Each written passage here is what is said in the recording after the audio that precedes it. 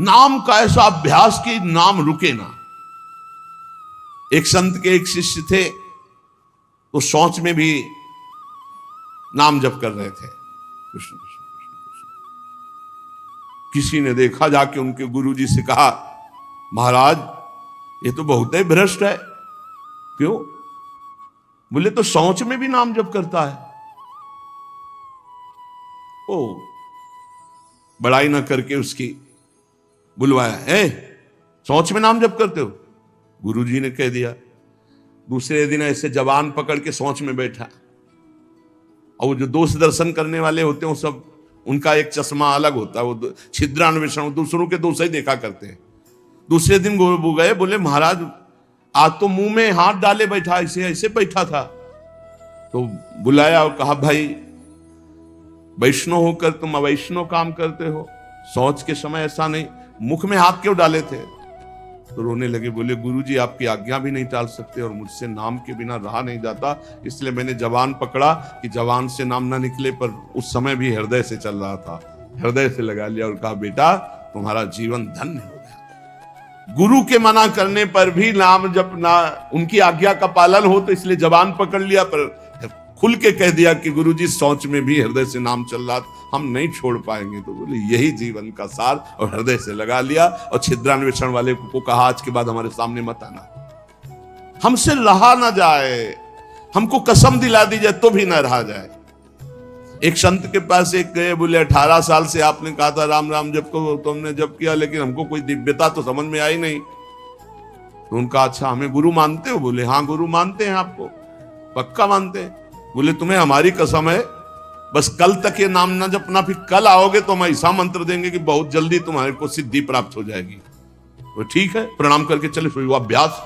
अब गुरुजी ने कसम खवाई तो सीढ़ी नहीं उतर पाए, रो के आए, बोले गुरुजी ऐसा तो नहीं हो सकता, अब नाम तो नहीं छूट सकता गुरुजी, आपने कसम खवा दी, इतनी देर में कितने नाम चल गए गुरुजी, अब ऐसा नहीं। बोले बस यही मिला 18 साल से, जो नाम में तुम्हें प्रियता हो गई, अब क्या दुर्लभ रह गया? आगे जब इसका फल प्रकाशित होगा तो सच्चिदानंद भगवान का मिलन। तो हमारा स्वभाव बन जाए कि रहा ना जाए बिना भजन के, हमारा जीवन भजन बन जाए। मत प्राणाहु से ही कहते हैं, हर श्वास में भगवान का स्मरण। गोपीजनों के लिए भगवान ने कहा, मन मनस का ता मन मनस का मत प्राणा मदर्थ त्यक्त दहिका। मन मनस का, उनका मन मैं हूं, उनका प्राण मैं हूं। गोपियों के हृदय में श्री कृष्ण प्राण है, गोपियों के मन श्री कृष्ण है। मेरे लिए समस्त देह सुखों का त्याग कर दिया। देखो भगवत प्राप्ति ऐसे नहीं होती, मेरे मन से जीवित हैं गोपियां। भगवान ने कहा मेरे प्राण ही गोपी के प्राण है, भगवान के प्राणों से अनुप्राणित, भगवान के जीवन से जीवित। ये क्यों? भगवत स्मरण। हर श्वास तो भगवान को प्राण समर्पित, हर वृत्ति तो चित्त और मन समर्पित, पूरा निश्चय भगवान मेरे तो बुद्धि समर्पित, और अहम भगवान के दासत्व में समर्पित। जब श्री भरत जी महाराज चित्रकूट जा रहे हैं तो भरद्वाज जी के आश्रम में तो उनको रात्रि में बड़ा संकोच हो रहा है भरद्वाज जी से एकांत में मिलने की, क्योंकि भरत जी को एक अंदर चुभन थी कि मेरे को ही लक्ष्य बनाकर कैकेयी मैया ने राम जी को 14 वर्ष का वनवास, तो बड़ा कि मैं ही ऐसा कलंकी हूं जिसके कारण मेरे प्रभु को इतना कष्ट, तो बड़ा सकुच कर रहे थे। और वहां चर्चा हो रही थी, भरत जी पधारे हैं तो कहा, भरत सरिस को राम सनेही, जगु जप राम राम जप जेही। अरे भरत जैसा राम प्रेमी कौन हो सकता? सारा संसार राम राम जपता है, पर राम जी क्या जपते हैं? श्री भरत श्री भरत श्री भरत। भरत सरिस को राम सनेही, जग जप राम राम जपु जेही। भरत जी के समान कौन प्रिय? क्यों? भरत जी जैसे राम जी को निरंतर जपते, ऐसे राम जी श्री भरत ऐसा जपते हैं। प्रेमी का हृदय हर समय अपने प्रीतम के चिंतन में तन्मय रहता है। विलक्षणता उसी में आती जो निरंतर भजन परायण रहता है। भगवान का स्वभाव, भगवान की महिमा, भगवान का प्रभाव उस भक्त के हृदय में उतरने लगता है जो निरंतर भगवत चिंतन परायण रहता है। यहां सावधानी रखनी है। भजन परायण होने पर भी हमारे अंदर चाह नहीं पैदा हो रही तो कोई न कोई हमें त्रुटि हो रही है। जिसको अपने साध्य का पता है, मेरा साध्य क्या है श्यामा श्याम, तो फिर राजी कैसे हो रहे हो? और से जब तुम्हारा साध्य श्यामा श्याम है तो तुम राजी कैसे हो रहे हो? और बात से, धन से, संपत्ति से, प्रणाम से, नमस्कार से, जब तुम जानते हो ये मिथ्या है, तुम्हारा साध्य परमात्मा है, तो तुम परमात्मा के सिवा अन्य किसी से कैसे राजी हो गए? साधना की विघ्न जिनसे हमें बचना है, ये विघ्न है। अपने आराध्य देव साध्य के बराबर किसी को नहीं रखना। ये बात समझो। किसी वस्तु, व्यक्ति, स्थान, घटना, परिस्थिति, कैसे तुम राजी हो गए कि प्रभु का विस्मरण, जैसे हम किसी व्यक्ति से मिलने में प्रभु को भूल गए तो वो व्यक्ति प्रभु से बढ़कर हो गया। किसी वस्तु के भोग में हम प्रभु को भूल गए तो वस्तु प्रभु से बढ़कर हो गए। साध्य की ओर जिसकी दृष्टि नहीं है वो साधक किस बात का? अपने को जो एकांत रूप से भगवत प्राप्ति के मार्ग में चलाया है उसी को साधक कहते हैं। और जो हर समय साध्य को लक्ष्य रखता है वही साधक, प्रवीण साधक है। अपने कार्य में, अपनी साधना में, अपने मार्ग में दूसरे की तरफ ताको झाको मत, चुपचाप चलते रहो। साधक को हमेशा ध्यान रखना चाहिए, हमें कभी लक्ष्य को भूलना नहीं है। हमारा लक्ष्य क्या है? खड़े हैं तो हमारी दृष्टि बिल्कुल मंत्राकार, कार्य में है तो नाम जी। जब पूछे क्या चल रहा है, आपकी कृपा से चल रहा है। उत्तर यही होना चाहिए, झूठ नहीं, सत्य ही होना चाहिए। लक्ष्य को भूल गए जिस मिनट, जिस सेकंड, उससे बड़ी हानि क्या है? तुम साधक क्या हो? हानि हरिवंश के नाम अंतर परे, का हनुमंत विपत्ति प्रभु सोई, जब तो सुमिरन भजन न हुई। हरि बाबा ने एक दृष्टांत में बताया कि एक सिद्ध फकीर एक संत की झोपड़ी पर गए तो वहां गड्ढा बना हुआ था सामने और घुटनों का भी। उनका शिष्य और संत जन थे तो उनका ये क्या है? बोले हमारे गुरुजी यहां दंडवत करते हैं। कहा ऐसे चिकने चट्टान में भी गड्ढा बन गया, इतनी दंडवत करते हैं? बहुत गदगद कंठ हुए। आप बहुत दिव्य संत हैं जो इतनी दंडवतें रोज प्रभु को करते हैं। तो आकाशवाणी हुई कि इनकी दंडवतों से मैं खुशी नहीं हूं। वो सिद्ध फकीर जो थे, संत, वो रोने लगे। इतने में वो महात्मा आ गए।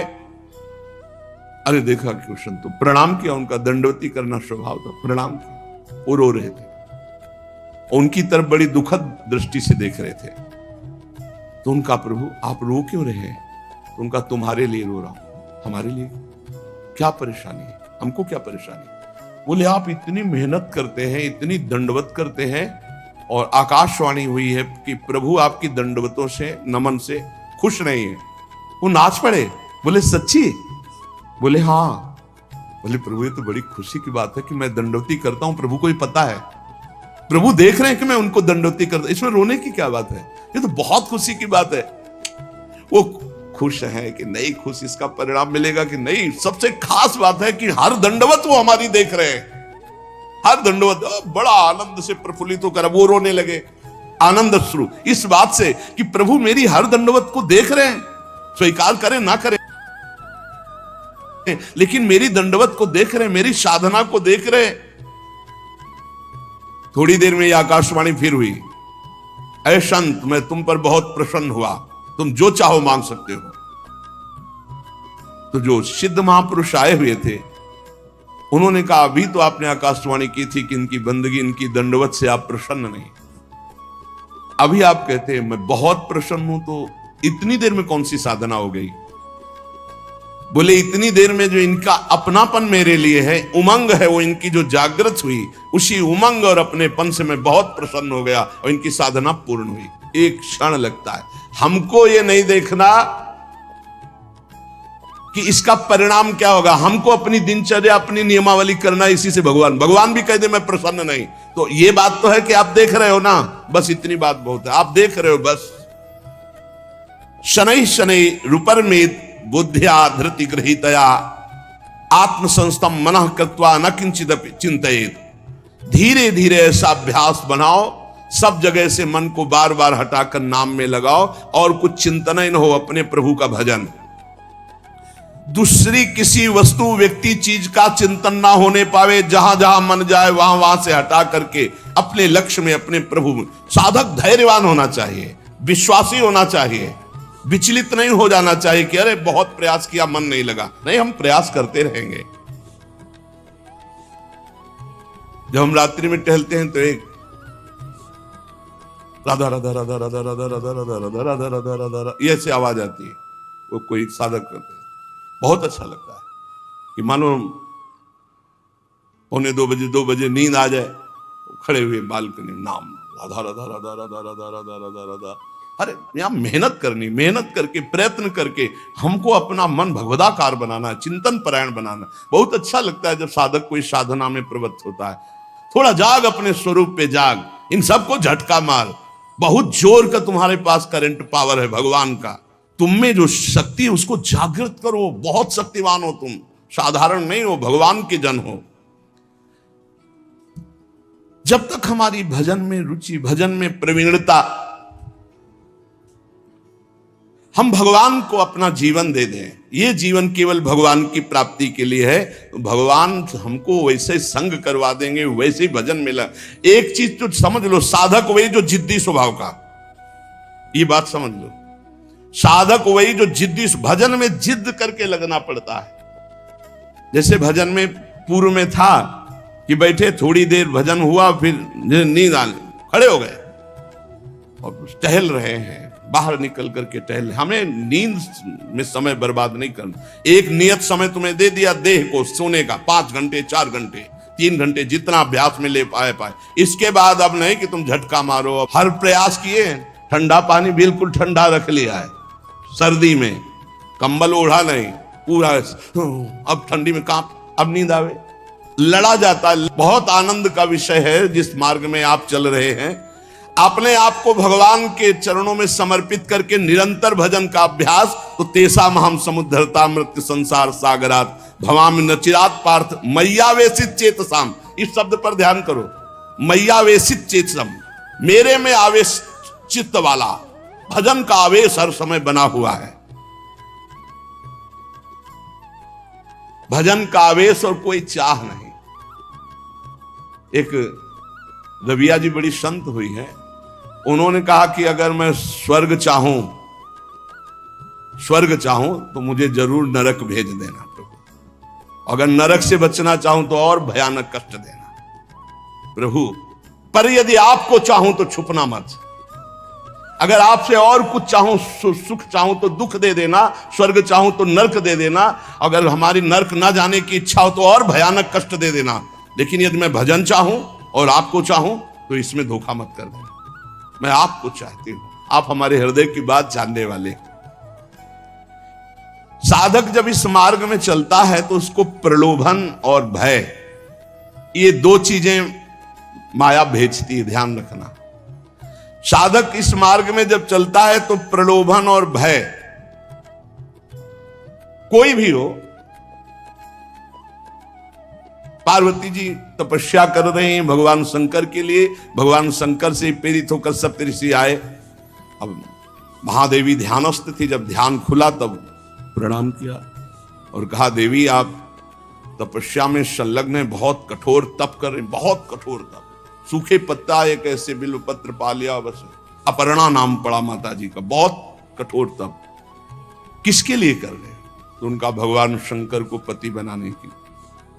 हंस पड़े सब, हंस पड़ना होता है मानो उपहास करना किसी बात। भगवान शंकर को पति, अरे बरगद के पेड़ के नीचे रहते हैं महाराज, चिता की भस्म लगाते हैं, बागंबर धारण करते हैं, कोई इतनी बड़ी तपस्या। देखो हम वैकुंठनाथ भगवान श्री हरि से आपका ब्याह करा देंगे, पार्वती कोटि जन्म लग रगर हमारी, बरऊं शंभुनता राव। साधक प्रलोभन नहीं, प्रलोभन नहीं। प्रलोभन क्या हुआ? वैकुंठनादि।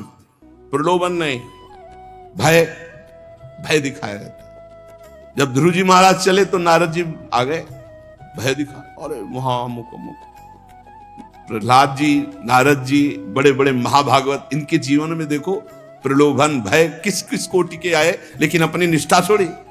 दुलार करता हुआ हिरण्यकश्यप कहते, छोड़ दो इस हरि की बात और जो तू चाहे प्राप्त कर ले। और भय तो कितना भयानक दिया। साधक जब इस मार्ग में भजन की जिद पकड़ लेता है, तब उसके हृदय में पूर्व में जो भोग इच्छा रही है, बहुत ध्यान से सुनना, वो फ्री भोगने को एकांत में मिलने का संयोग माया बना देगी।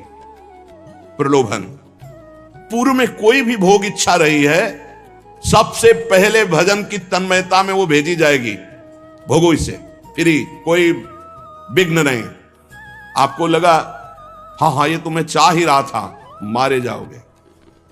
आपका भजन लुट जाएगा, वो वृत्ति लुट जाएगी। भोगेश्वर प्रसक्ता नाम तया प्रहृति चेतसाम व्यवसायत्मिका बुद्धि समाधो न विधीयते।